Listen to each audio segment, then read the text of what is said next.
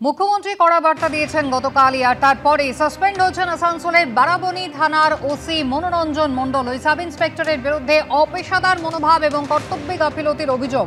কথা বলবো আমাদের প্রতিনিধি কৌশিক গাঁতাইতের সঙ্গে। কৌশিক, কি জানা যাচ্ছে, কি কারণে সাসপেন্ড?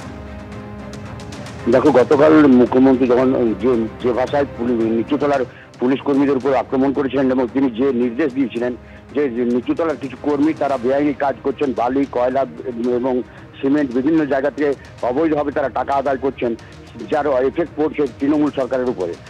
সেই বার্তা পাওয়ার পরই আসানসোলের পুলিশ কমিশনারেট একটা ইনকোয়ারি স্টার্ট করে দিয়েছিলেন। ইতিমধ্যে ওই বারাবণী থানার ওসি মনোরঞ্জন মণ্ডলের বিরুদ্ধে একটা ডিপার্টমেন্টাল ইনকোয়ারি চলছিল, যেখানে দেখা যাচ্ছে যে কিছুদিন আগে একটা বিতর্কে তিনি জড়িয়ে পড়ছিলেন, যেখানে থানার মধ্যে তৃণমূলের এক নেতার তিনি জন্মদিন পালন করছিলেন, তার একটা ইনকোয়ারি চলছিল। সেই ইনকোয়ারিতে তিনি খুব একটা সহযোগিতা করেননি বলেও একটা অভিযোগ উঠেছে এবং কর্তব্যে গাফিলতি রয়েছে এবং ডিউটি আওয়ার্সে তিনি অনৈতিক কাজ করেছেন বলে একটা অভিযোগ তুলে তার বিরুদ্ধে তাকে সাসপেন্ড করা হয়েছে এবং এই সাসপেনশনের সময় তিনি অর্ধেক পেমেন্ট পাবেন এবং যতদিন তিনি এই সাসপেন্ড থাকবেন ততদিন তার যে সমস্ত পুলিশের কিট সেগুলো কিন্তু তাকে জমা দিতে বলা হয়েছে।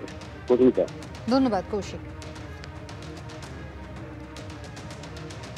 মুখ্যমন্ত্রী মমতা বন্দ্যোপাধ্যায় নিচুতলার পুলিশ কর্মীদের একাংশের প্রতি রীতিমতো ক্ষোভ উগরে দিয়েছেন। তিনি গতকাল কি বলেছিলেন দেখুন।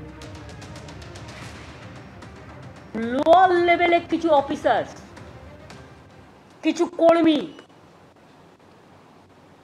যারা এই গভর্নমেন্টকে ভালোবাসে না, এবং তোমার পুলিশেরও কিছু লোক, তারা টাকা খেয়ে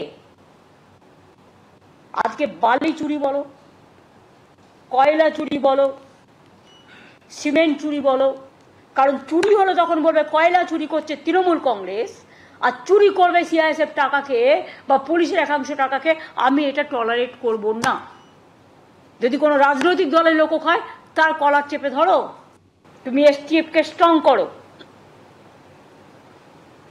অ্যান্টি করাপশন ব্যুরোকে স্ট্রং করো।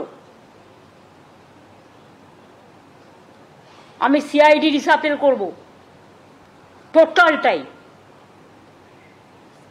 তোমার দায়িত্ব দিচ্ছি, তুমি সমস্ত প্রস্তাব আমায় দেবে।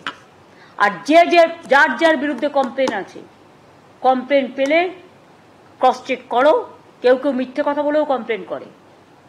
সত্যি যদি প্রবলেমটা জেনুইন হয় তাহলে টেক স্ট্রং অ্যাকশন, কেউ বাধা দেবে না।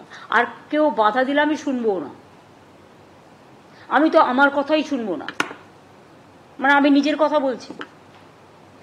আমাকে যদি ক্ষমা না করি তাহলে তোমরা কাকে ভয় পাচ্ছ?